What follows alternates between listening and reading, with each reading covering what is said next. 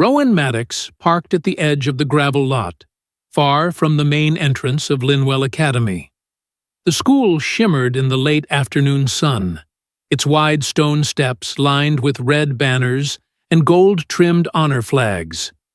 People were streaming toward the grand auditorium, some carrying gift bags, others adjusting silk ties and satin dresses. Rowan sat quietly for a moment behind the wheel of his old pickup truck, watching. He looked down at his hands, calloused and rough from years of mechanical work, then at the small velvet box sitting on the passenger seat. After a breath, he picked it up and tucked it inside his coat pocket. Today was important. It wasn't just about watching his daughter Zani graduate. It was about keeping a promise he'd made years ago to her mother, who never got to see this day. Rowan stepped out, brushed dust from his boots, and adjusted the collar of his worn gray jacket. His clothes were plain, but clean. He had polished the brass buttons on his coat the night before, though few would notice. He wasn't here to be seen. As he walked toward the main building, a young couple passed him, the woman glancing at him curiously before whispering something to her partner. Rowan didn't react. He was used to stares. He had spent 20 years learning to stand still under fire and longer learning to keep his pride quiet. At the door, a woman holding a clipboard gave him a sharp look. Her name tag read, "Event Staff." She forced a tight smile. "May I help you?" she asked. Rowan reached into his coat and pulled out the gold-trimmed invitation.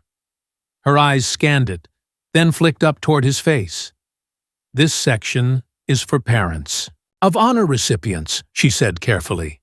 "I know," Rowan replied, his voice calm. "I'm Zani Maddox's father." The woman blinked, then nodded. "Right.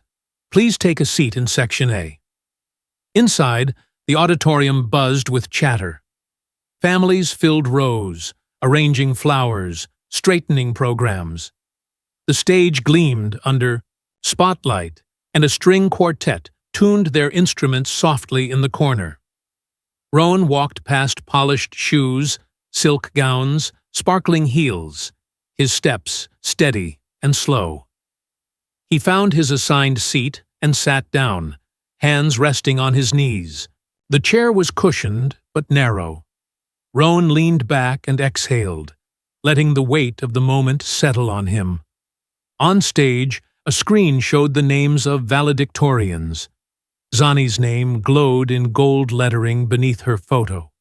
Smiling, confident, wearing a navy blazer and medal. Around him, quiet murmurs traveled between rows. A man 3 seats over looked at him, then away. A girl behind him giggled softly. Rowan ignored it all. A few minutes later, 2 men in black uniforms approached. Security. One was stocky, blonde, arms crossed tightly. The other, leaner, walked, with his chest puffed forward. They stopped beside him. "Excuse me, sir," the taller one said. "We need to verify your seating." Rowan looked up, his voice even. "I've already been checked. I'm in the right seat." "We've had some confusion," the shorter one added. "This section is for family." "I'm aware," Rowan said, reaching into his coat once more and offering the invitation again. "Zani Maddox is my daughter." The guards exchanged a glance. Neither took the card. The taller man shifted his weight. "Maybe there's space near the back." "You'd be more comfortable there," he said, his tone too casual to be innocent. Rowan met his eyes. "I'm fine where I am." From the corner of the auditorium, an usher watched them, fidgeting with her headset. The stocky guard's lips pressed into a line. He leaned in closer. "Look, sir, let's not turn this into anything. Just trying to keep things smooth." Rowan didn't blink. "Are you?" His voice didn't rise, but something in its steadiness made the taller guard flinch. "You don't look like..." The shorter one started, then stopped himself. Roan remained still. He didn't demand respect. He simply sat in it. Around him, the whispers grew louder. People glanced sideways, a few pulling out their phones. A teenage boy lifted his camera slightly, pretending to film the stage but focusing on the tension. The guards stood there, unsure of their next move. A woman across the aisle raised an eyebrow and nudged her husband. The moment teetered. Roan didn't move. Then, quietly, a man stood up from the back row. Dressed in a dark blue suit, clean-shaven, tall. Posture. Perfect. He didn't speak. He simply looked toward the scene with unblinking focus. Another man rose on the opposite side, then a third, all of them watching silently. Roan didn't turn. He didn't need to. He could feel their presence. The guards shifted again, now visibly uncertain. Still, they didn't step back. Rowan's fingers curled slightly around the edge of his chair. He wasn't angry. Not yet. But something beneath his stillness was preparing to rise. The velvet box inside his coat stayed warm against his chest. And the moment hadn't passed. Not yet. The silence around row A thickened. Conversations dwindled. Programs rustled slower. Something unspoken lingered in the air. A tension not created by noise, but by stillness. Rowan Maddox remained seated, both feet flat on the floor, hands gently clasped. His face carried no anger, just the calm awareness of a man who had lived long enough to know which battles mattered. The guards hadn't moved. They hovered, unsure whether to push forward or walk away. The shorter one still postured with crossed arms, glanced toward the stage as if searching for permission. The taller man's jaw flexed. Neither had expected resistance like this, not from a man who hadn't raised his voice once. A rustle sounded behind them. Another man had stood. This one wore a navy vest over a plain dress shirt. His eyes didn't blink. His chin slightly lifted. 2 rows back, yet another rose. Dark coat, steady breath, one hand resting loosely against his waist. All silent, all watching. Roan didn't turn. His instincts told him enough. He knew the rhythm of these men. They had once moved through jungles, deserts, and smoke-filled cities with the same quiet readiness. They did not posture. They arrived, the principal, seated near the aisle, noticed the disruption and leaned toward a staff member. She whispered, quickly, concern written across her brow. The staff member nodded and began moving, weaving between guests with urgency but restraint. Rowan's focus remained forward. His daughter's name still glowed on the screen above the stage, alongside photographs of other honor students. A moment meant to celebrate was now paused. Not by volume, not by chaos, but by the weight of quiet judgment. A soft voice broke the silence.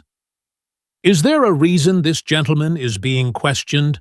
The man who spoke was broad-shouldered, middle-aged, and unmistakably composed. His words were not loud, but they carried. They echoed because no one else dared to speak. He was not asking. He was challenging.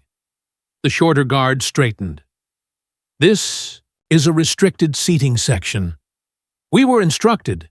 "You were mistaken," the man replied. "He belongs here." The taller guard opened his mouth to respond, then closed it. The growing presence around them was no longer subtle. 4 more men stood, spread across the auditorium. Different rows, different corners, same stillness, same silence. Something unbreakable had begun forming in plain view. The audience took notice. Phones dipped, children hushed. An older woman clutched her pearls without realizing. Teachers, once busy organizing students backstage, now peeked through curtains with narrowed eyes. The guards now stood inside a circle of quiet pressure. They had walked into this encounter with casual authority. Now, they stood among men who had seen real war, real command, real purpose. The difference could not be explained. It could only be felt. Still seated, Roan spoke for the first time in several minutes. His voice remained calm. "You've made your point. Now let me witness mine." The taller guard shifted uncomfortably, looked toward the principal, who now approached, lips tight, eyes scanning the room. She leaned in toward the two men and spoke quickly under her breath. Whatever she said changed something. The shorter guard's mouth tightened. He gave Roan a final glance, part frustration, part confusion, then turned. Both men walked briskly down the aisle and disappeared through a side door. The room didn't cheer. No one clapped. But something loosened. Across the auditorium, the IT men who had stood began to sit down again, one by one, returning to their seats like nothing had happened. They didn't look at each other. They didn't need to. Backstage, Zanny Maddox stood behind the curtain, clutching her speech. Her heart pounded. Her fingers trembled slightly. She had seen the entire thing unfold from the side, through a narrow gap in the drapes. A teacher had tried to guide her toward the podium, but Zanny had paused. She recognized those guards from earlier that morning. One of them had checked names at the entry and barely glanced at Roan's card. She had noticed it then, the way they looked at him like he didn't belong, like he was lucky to be allowed in. Her stomach twisted, remembering it. Another student tapped her shoulder. "You're up next," she whispered, offering a smile that vanished quickly when she followed Zanny's eyes to the auditorium. Zanny took a deep breath. She stepped out from behind the curtain and began walking toward the center stage. Her heels clicked against the wooden floor. The house lights dimmed, and a spotlight followed her carefully. The murmuring ceased. A hush returned. The principal took her seat beside the podium, folding her hands nervously in her lap. Zanny reached the microphone. She adjusted it gently, her fingers still trembling. Then she looked out. Her eyes searched the crowd and found him. Row A, Seat 4. He sat just as he had always sat at her recitals, her spelling bees, her award nights, quietly, fully present, with a stillness that said he would never leave until she was done. Zanny looked down at her notes, then folded them slowly and placed them beside the mic. She raised her head again. She wasn't going to read what she had prepared. The auditorium waited. Her first words were soft, but clear. "There's something I have to say before I begin." No one moved. She took another breath. "The key man in the fourth seat of the front row," she said, "is my father. His name is Rowan Maddox. Some of you tried to ask him to leave tonight." Murmurs began, but she didn't flinch. "You looked at his clothes and thought he didn't belong. But you didn't see what I see. You didn't know the hands that raised me. The battles he fought so I could stand here." The silence turned reverent. "My father is a soldier, a protector, a man who has worn pain like armor and still chose kindness. If you needed a reason to understand strength tonight, you just missed it by looking the other way." Zanny paused. She could feel the heat rising in her throat. Her voice didn't shake. "If you want to know who deserves the best seat in this building, it's the one who never asked for it." In the audience, Rowan didn't move, but something in his eyes softened. For the first time that night, he blinked long and slow, holding back more than words. And now, every face in that room had turned toward him, not in judgment, but in awe. That room once buzzing with distraction, had become still again. But now, for the right reason. And the night was just beginning. For a moment, nobody clapped. Nobody shifted. Even the air inside the auditorium seemed suspended in place, as though unsure whether it was still welcome to move. Zani Maddox stood tall at the podium, her presence filling more space than her small frame ever had. Her words had cut through assumptions, peeling back every polished curtain of that prestigious ceremony. Then came the sound. One hand clapping, firm, deliberate, from somewhere near the back. Another joined, then more. It wasn't wild cheering. It was controlled, intentional, like every palm was apologizing, acknowledging something sacred they had failed to recognize earlier. Rowan Maddox remained in his seat. He didn't smile.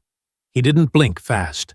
He simply sat, his shoulders slightly lifted, as if holding up the memory of something heavier than pride. Zani waited for the applause to settle. It didn't take long. This time, the crowd listened differently.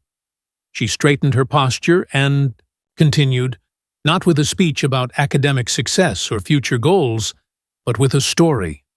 My father never spoke much about where he served. All I knew was that there were places he had been where sunrises looked like explosions and silence wasn't always safe. He came home with scars we couldn't see and strength we never questioned. Her voice didn't waver. Her tone never asked for sympathy. She was not performing. She was telling the truth. Every trophy I brought home, he put in the hallway shelf like it was a national medal. Every book fair, every spelling contest. He sat in the corner quietly, never asking for attention, never needing it. He never told me what he gave up, so I could dream without fear. Zani's eyes flicked across the audience, catching the eyes of the same guards who had approached Rowan earlier. They stood near the exit now, expressionless, unable to retreat, but no longer in control. He never raised his voice in our home, Zani said. But I have never met a louder example of what dignity looks like. She closed the speech folder gently and looked toward the principal, who gave a small nod, unsure whether it was approval or apology. Zani stepped back from the mic, walked, with composure across the stage, and returned to her seat, while whispers rippled like wind through tall grass. Behind the stage, the coordinator struggled to get the ceremony back on track. Announcements resumed. Names were called again, and the orchestra played soft melodies between sections. But the atmosphere had shifted. Students smiled differently.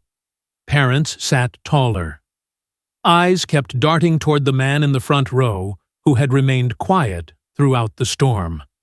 A teacher leaned over to the principal. "We didn't know," she whispered. "No," the principal said quietly. "But now we do." In the crowd, those who had once looked away now watched Rowan with something close to reverence. A mother in a navy dress nudged her son and pointed, discreetly. He nodded slowly. It wasn't just about what had happened anymore. It was about what they hadn't seen, what they hadn't been taught to see. Up on stage, a student receiving an art award paused before exiting, turned toward the audience, and gave a small salute in Rowan's direction. No one had instructed it. No one expected it. But the moment landed. Rowan remained composed. He didn't respond with a gesture. His answer was in how he sat, in how he had always sat, grounded, present, unshaken. Backstage, Zani stood near a curtain, watching the rest of the ceremony through a narrow slit. Her hands were calm now, her pulse steady. She hadn't planned to speak the way she had, but something inside her refused to let the moment pass untouched. She knew her father would never ask for recognition. That was exactly why he deserved it. She turned to find her friend Dina approaching, wide-eyed. "Zani, that was incredible." Zani gave a soft smile. "I just said what needed saying." "No," Dina replied. "You said what most people don't even think to say."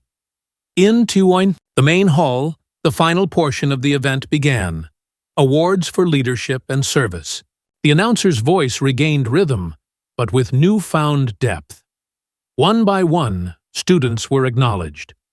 But each time applause rang out, it carried echoes of what had unfolded earlier. The energy was no longer surface level. It had roots now. Ron finally leaned back slightly in his chair, allowing his eyes to scan the crowd. The men who had stood earlier were still there. Dre, Corin, Tez, Wells, and Van. They hadn't left. They weren't watching the stage. They were watching him. He gave a small nod, barely perceptible, but enough. One by one, they nodded back. It was not celebration. It was brotherhood. The final name was called. Cheers filled the room as students threw their caps into the air. Confetti launched from side panels, and proud families rose to their feet.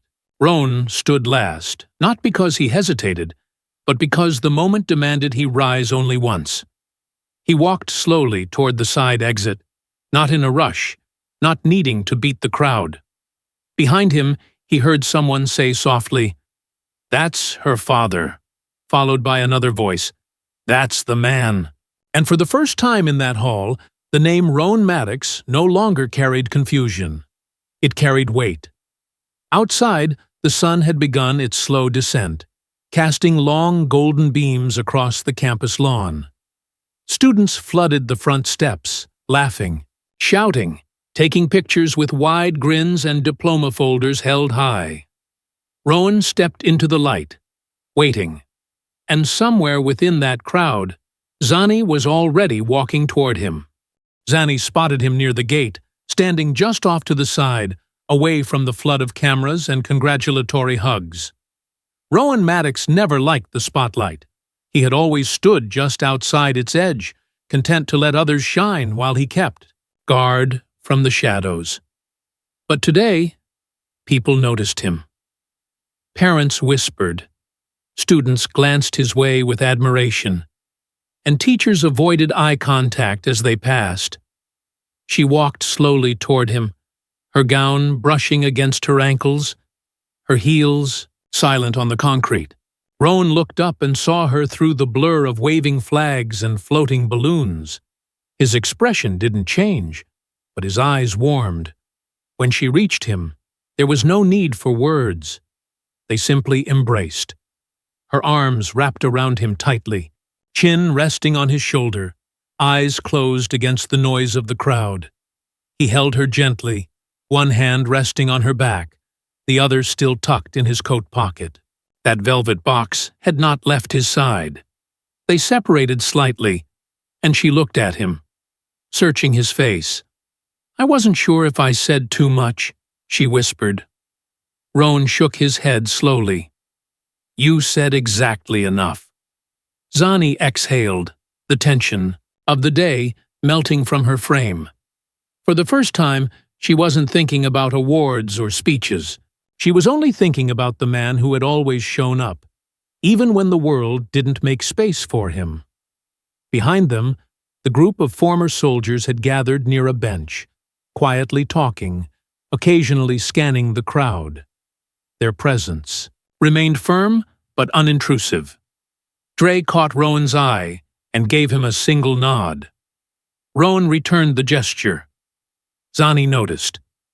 "Who are they?" she asked, curiosity in her tone. "They're reminders," Rowan replied. "Of what?"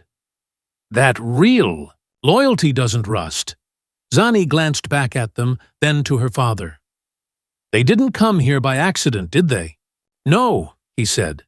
"But they didn't come for attention either. Just like I didn't." Zani nodded, understanding growing in her expression. Rowan reached into his jacket and pulled out the small velvet box. He placed it in her hands, without explanation. She opened it carefully. Inside was a bronze pendant in the shape of an eagle, worn around the edges, but polished clean. Beneath it, folded cloth. Her mother's handkerchief, stitched with initials only she would recognize. She wore that to every graduation.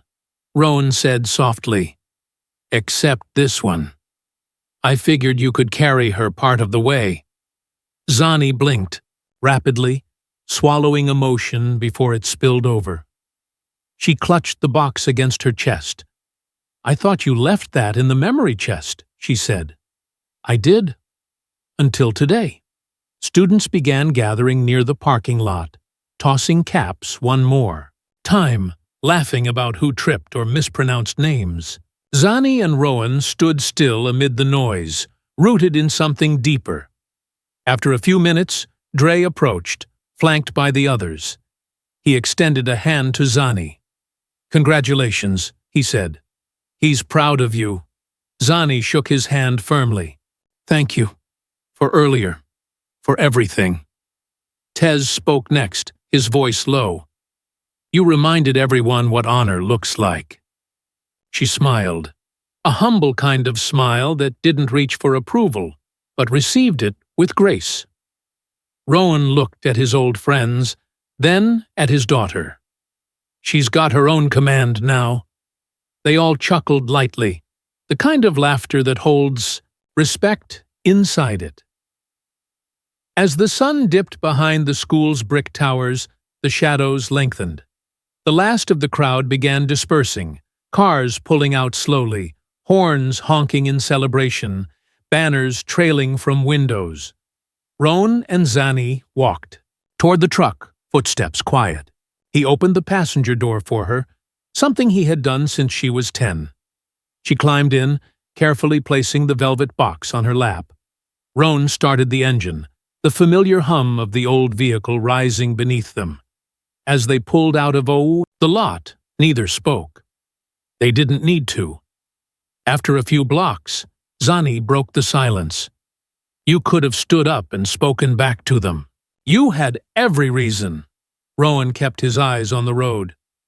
"I've had plenty of reasons in life. I just don't always need to use them." But they were wrong. "They were loud," he corrected. "That's not the same thing." She sat with that for a while. The streetlights flickered past them, casting gold across the dashboard. "I want to be like you," she said. "No," Rowan replied. "You already passed me." She looked over, surprised. "You did what I never did. At your age," he continued.